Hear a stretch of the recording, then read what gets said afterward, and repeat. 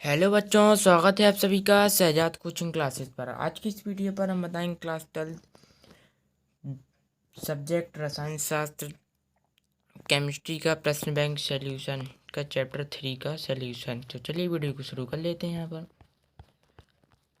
यहाँ पर ठोस अवस्था चैप्टर 1 हमने कंप्लीट करा दिया है फुल सॉल्यूशन। चैप्टर 2 विलियन भी कंप्लीट करा दिया है सॉल्यूशन, फुल सॉल्यूशन। यहाँ पर चैप्टर 3 है विद्युत रसायन, 5 अंक का आना है, जिससे 5 अंक के प्रश्न है यहाँ पर। चलिए यहाँ पर पहला प्रश्न है, कुल राशि के नियम को परिभाषित कीजिए। ए बी है 0.025 मोल लीटर इनवर्स मैथनाइक अम्ल की चालकता 40.15 सेकेंड सेंटीमीटर मोल इनवर्स है, तो इसकी वियोजन मात्रा वियोजन स्थिरांक परिकलन कीजिए। दिया है लैम्डा 0 बराबर एच प्लस बराबर 349.6 second centimetre square mole inverse एवं लैम्डा 0 बराबर कोष्टक एस सी ओ माइनस बराबर 54.6 second centimetre square mole inverse. यहाँ पर दूसरा क्वेश्चन है, मानक इलेक्ट्रोड हाइड्रोजन का सचित्र वर्णन कीजिए। यहाँ पर तीसरा क्वेश्चन है, विद्युत रासायनिक श्रेणी किसे कहते हैं, इसकी विशेषताएं लिखिए। यहाँ पर चौथा क्वेश्चन है, मोलरता किसे कहते हैं, विभिन्न चालकताओं पर तनुता का प्रभाव लिखिए। यहाँ पर पांचवा क्वेश्चन है, विशिष्ट चालकता एवं शेल स्थिरांक क्या है, इसके किनके माध्यम में क्या संबंध है। यहाँ पर छठवां क्वेश्चन दिया गया है, 0.00241 एम एसिटिक अम्ल की चालकता 7.896 गुणित -5 एस सेकेंड सेंटीमीटर इनवर्स है, इसकी मोलर चालकता परिकलित कीजिए। यदि एसिटिक अम्ल के लिए लैम्डा 0 एम का मान 390.5 सेंटीमीटर स्क्वायर मोल इनवर्स हो तो इसका वियोजन स्थिरांक क्या होगा। तो चलिए इनके 6 क्वेश्चन के आंसर देख लेते हैं। इसके पहले हमने बता दिया है, चैप्टर 1 और 2 के देख सकते हैं चैनल पर जाकर। चलिए इनके आंसर देख लेते हैं अपन। चलिए यहाँ पर चैप्टर 3 का है इलेक्ट्रोकेमिस्ट्री विद्युत रसायन, 5 अंक का प्रश्न है। यहाँ पर अपना पूछा था पहला प्रश्न, कोल रास के नियम को परिभाषित कीजिए। कोल रास के नियम, कोल रास नामक वैज्ञानिक विद्युत अपघट्य विलयन की चालकता के संबंध में एक नियम प्रतिपादन किया, जिसे कोल रास का नियम कहते हैं। इसके अनुसार किसी विद्युत अपघट्य की अनंत तनुता पर तुल्यांकी या मोलर चालकता का मान उसमें उपस्थित धनायन और ऋणायन की अनंत तनुता पर तुल्यांकी या मोलर चालकताओं के योग के बराबर होता है। यहाँ पर देख सकते हैं लैम्डा इनफाइनाइट प्लस व लैम्डा इनफाइनाइट माइनस। व्यंजक यहाँ पर देख सकते हैं कोल रास के नियम के अनुसार, माना अनंत तनुता पर धनायन व ऋणायन की आयनिक चालकता क्रमशः लैम्डा अनंत प्लस व लैम्डा माइनस अनंत तथा अनंत तनुता पर मोलर चालकता लैम्डा एम अनंत है। तब नियम अनुसार लैम्डा एम इनफाइनाइट बराबर lambda plus infinite plus lambda minus infinite. तो यहाँ पर कोल रास का नियम कंप्लीट हो गया। किसी विद्युत अपघट्य की अनंत तनुता पर मोलर चालकता का मान उसमें उपस्थित धनायन व ऋणायन की अनंत तनुता की मोलर चालकता के योग के बराबर होता है, कोल रास का नियम कहलाता है। चलिए यहाँ पर प्रश्न पहला में बी नंबर का देख लेते हैं। 0.025 मोल लीटर इनवर्स मैथनाइक अम्ल की चालकता 46.1 सेकेंड सेंटीमीटर मोल इनवर्स है, तो इसकी वियोजन की मात्रा एवं वियोजन स्थिरांक की परिकलन कीजिए। दिया गया है कि यदि एसिटिक अम्ल के लिए लैम्डा एच प्लस इनफाइनाइट बराबर 349.6 सेकेंड सेंटीमीटर स्क्वायर, तो मोल इनवर्स एवं lambda infinite H C O minus बराबर 54.6 दिया गया है। तब प्रश्नानुसार यहाँ पर सी का मान दिया गया है, ये 0.025 मोल लीटर इनवर्स, और यहाँ पर लैम्डा एम का मान दिया है, lambda M C, lambda infinite M का मान दिया 46.1 second centimetre square mole inverse. तो यहाँ पर कोलराज का नियम, यहाँ पर लैम्डा एच इनफाइनाइट का मान दिया है 349.6 second centimetre square mole inverse, और यहाँ पर lambda H C O minus का मान दिया 54.6 second centimetre square mole inverse. तब यहाँ पर कोलराज के नियम के अनुसार लैम्डा इनफाइनाइट बराबर एच सी ओ एच बराबर lambda H infinite plus lambda H C O minus infinite. तब यहाँ पर मान रख देंगे अपन लैम्डा एच प्लस का और lambda H C O minus का।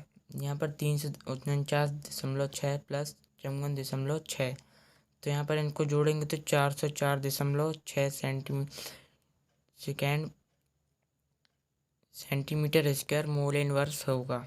यहाँ पर लैम्डा एम इनफाइनाइट का मान, तब यहाँ पर ए बराबर होता है, तब यहाँ पर होता है अल्फा बराबर वियोजन की अणुओं की संख्या बटे कुल संख्या, वियोजन की संख्या बटे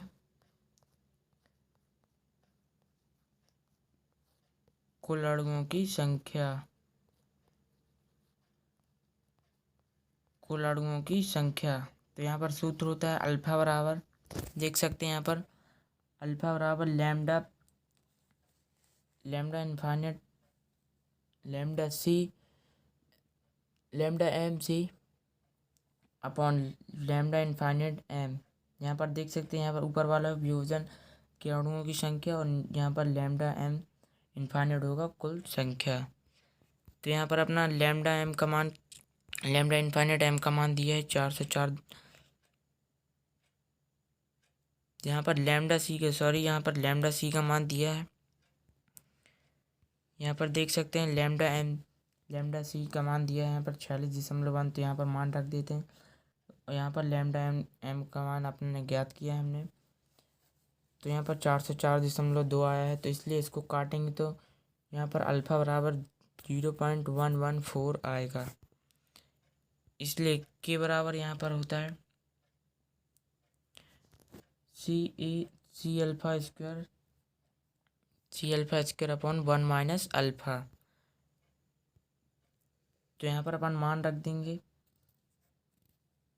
0.0, यहाँ पर सी का मान दिया 0.02 मोल लीटर इनवर्स, तो यहाँ पर मान रख देंगे गुणा कर देंगे यहाँ पर, और ए स्क्वायर का मान दिया यहाँ पर 0.114 इंटू 0.114 अपॉन यहाँ पर 1 माइनस, तो यहाँ पर 1 कर देंगे, माइनस अल्फ़ा है तो 1 माइनस अल्फ़ा है यहाँ, तो अल्फ़ा का मान यहाँ पर 0.114 है, इसलिए इसको अपन काटेंगे, इसका इससे गुणा करेंगे और इसको काट देंगे यहाँ से, तो के बराबर आपका अपना मान आएगा के बराबर 0.00367, या फिर के बराबर 3.67 इंटू 10⁻⁴ आंसर हो जाएगा आपका।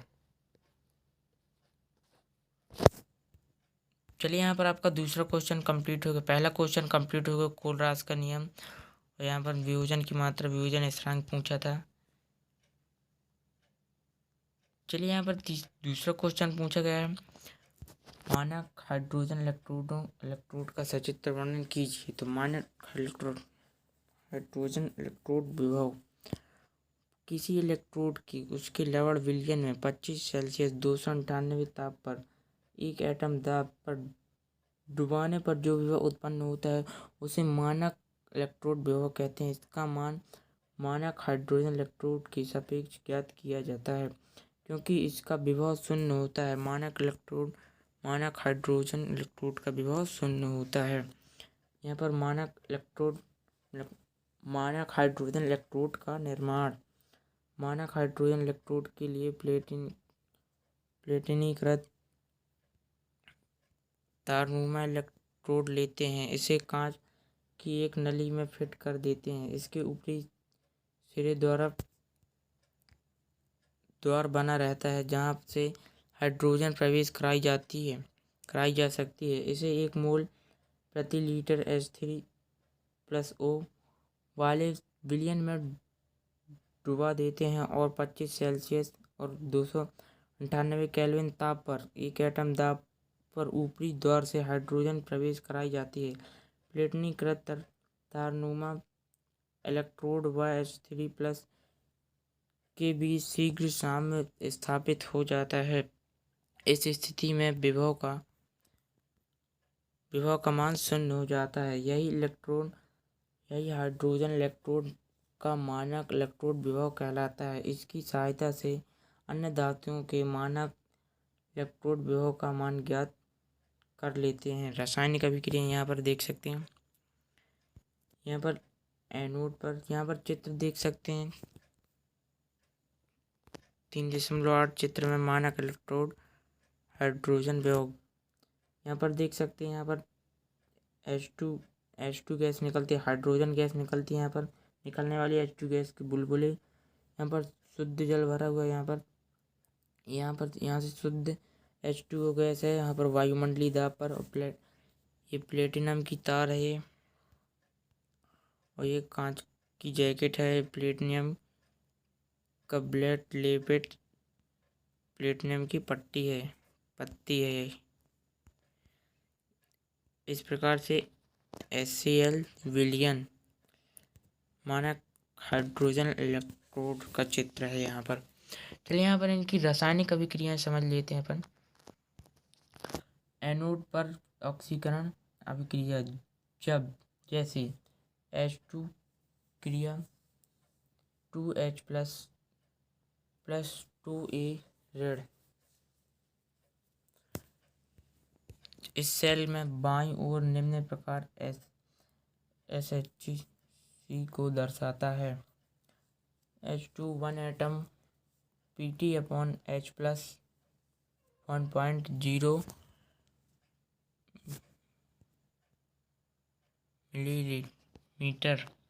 कैथोड पर अपचयन देखो कैथोड पर अपचयन जैसे 2H+2A की क्रिया कराने पर H2 गैस प्राप्त होती है। हमें इस सेल में बाईं से प्रकाश C को दर्शाते हैं। जब दर्शाते हैं तो यहाँ पर जैसे H+1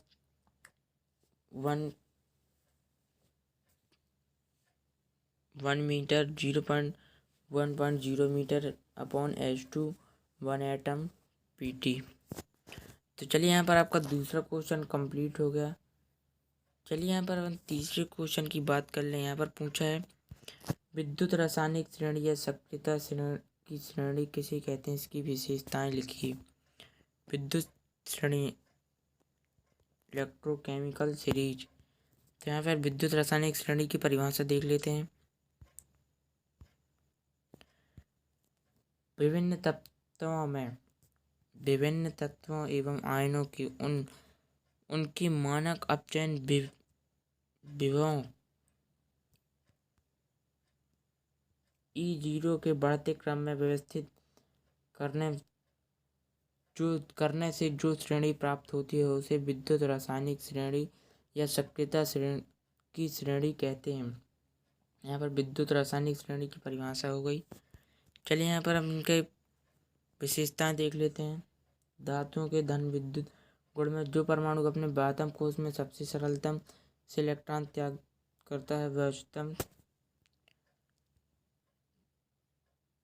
धन विद्युता गुण दर्शाता है, परंतु जो परमाणु अपने बाह्यतम कोश से कठिनाई से इलेक्ट्रॉन त्याग करता है वह न्यूनतम धन विद्युतीय गुण दर्शाता है। जैसे विद्युत रासायनिक श्रेणी में लिथियम उच्चतम धन विद्युतीय व F निम्नतम धन विद्युतीय गुण प्रदर्शित करता है। चलिए यहाँ पर दूसरी विशेषता देख लेते हैं अपन। धातुओं की सक्रियता की तुलना। जिस धातु की F0 पर ऋणात्मक मान जितना अधिक होगा वहाँ उतनी सरलता से इलेक्ट्रॉन त्यागेगा कैटायन बनाता है इलेक्ट्रॉन त्याग कर कैटायन बनाता है। अतः E0 पर ऋणात्मक मान अधिक होने पर धातुओं की क्रियाशीलता व अपचायक गुण अधिक होता है। जैसे श्रेणी के ऊपर से नीचे जाने पर धातुओं की क्रियाशीलता क्रमशः घटती है। यहाँ पर देख सकते हो ऑक्सीकारक व अपचायक का ज्ञान। वह पदार्थ जो इलेक्ट्रॉन ग्रहण करके अधिकतम मानक विभव E0 दर्शाता है सबसे प्रबल ऑक्सीकारक होगा। जैसे F सबसे प्रबल ऑक्सीकारक या सबसे दुर्बल अपचायक होता है, जबकि लिथियम सबसे दुर्बल ऑक्सीकारक या प्रबल अपचायक होता है। यहाँ पर चौथी विशेषता विद्युत लेपन। तांबा, पीतल, लोहा जैसी सस्ती वस्तुओं पर सोने, चांदी जैसी धातुओं की परत चढ़ाने की क्रिया को विद्युत लेपन कहते हैं। विद्युत लेपन द्वारा वस्तुओं की चमकीली व आकर्षण बनाया जाता है। यहाँ पर चौथा क्वेश्चन है आपका। यहाँ पर आपका तीसरा क्वेश्चन पूरा कंप्लीट हो गया। विद्युत श्रेणी किसे कहते हैं, विद्युत रासायनिक श्रेणी किसे कहते हैं, इसकी परिभाषा लिखी, ये पूछा गया था। तो ये परिभाषा यहाँ पर देख सकते हैं और ये विशेषता यहाँ पर। चलिए यहाँ पर चौथा क्वेश्चन देख लेते हैं। यहाँ पर मूलरता किसे कहते हैं, विशिष्ट चालकता, तुल्यांकी चालकता, आणविक चालकता और पर तन्यता का प्रभाव समझाइए। यहाँ पर देख लेते हैं आणविक चालकता। किसी विलयन की आणविक चालकता उन समस्त आयनों की चालकता है जो एक मोल विद्युत अपघट्ट का VML आयतन में विलय करने पर उत्पन्न होती है।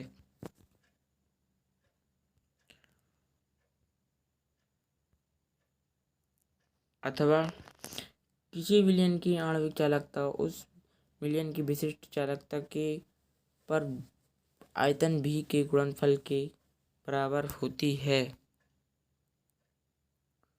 अतः नियम अनुसार लैम्डा m बराबर K/V। तनुता पर प्रभाव यहाँ पर पूछा गया था क्वेश्चन पर कि विशिष्ट चालकता, तुल्यांकी चालकता एवं आणविक चालकता पर तनुता पर प्रभाव समझाइए।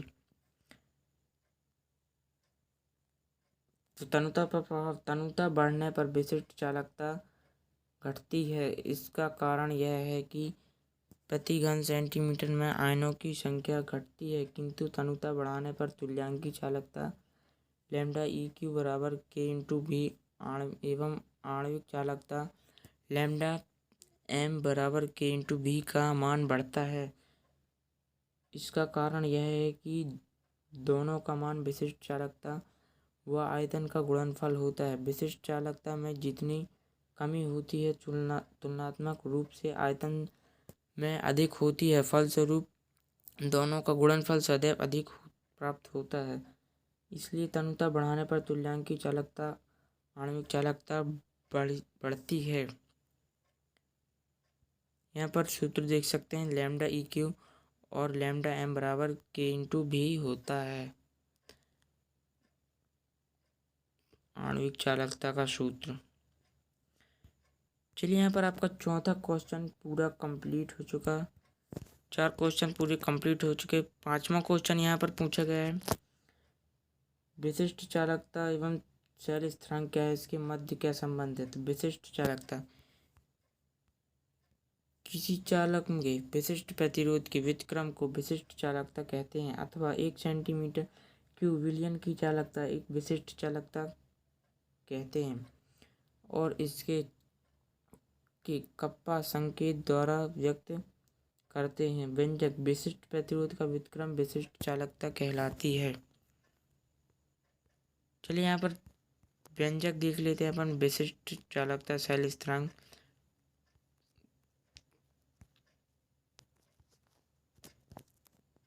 तो यहाँ पर K बराबर 1/P यहाँ पर p का मान दिया है, p बराबर RxA/1 होता है।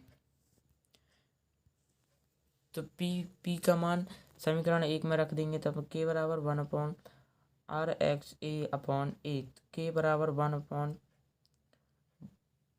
1/RxA, R into A। समीकरण नंबर यहाँ पर 2 दे देंगे। तब यूनिट इकाई सूत्र के आधार पर इसकी इकाई निम्नलिखित है। k बराबर 1/RxA, k बराबर centimetre upon ohm into centimetre square. चलिए यहाँ पर विशिष्ट चालकता की इकाई k बराबर ओम इनवर्स सेंटीमीटर इनवर्स होती है। चलिए यहाँ पर शैल स्थिरांक भी पूछा गया था। यहाँ पर चित्र देख सकते हैं आप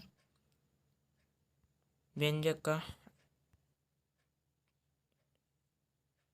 स्पेसिफिक कैंडिडेंस। चलिए यहाँ पर शैल स्थिरांक पूछा गया है, शैल कांस्टेंट। यहाँ पर परिभाषा देख लेते हैं।